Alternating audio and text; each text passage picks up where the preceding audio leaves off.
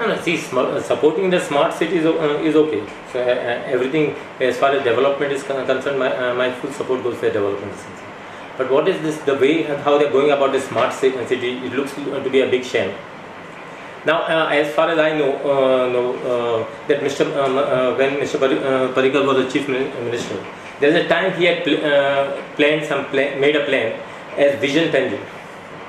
I think if the Vision Panjim, I think that plan was basically supported by many of the architects, engineers from Panjim, who knows Panjim well, and who has basically lived all their life in Panjim, and what is the requirements and needs of the people of Panjim.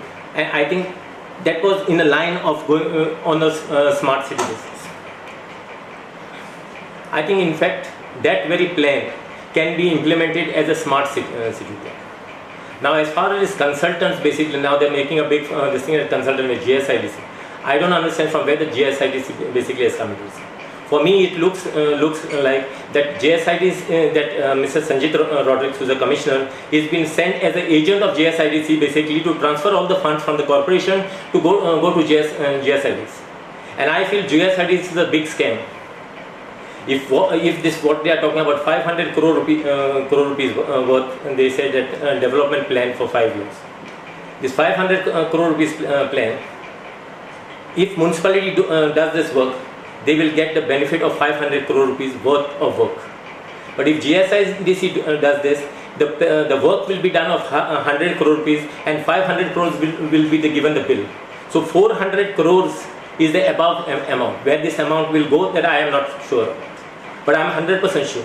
If you go to see all the works taken up by GSIDC, and if you take the same estimate, if you try to take the estimate from PWD, that in the PWD will give you 30% basically the expenditure of the work, where GSIDC will give you the 100%.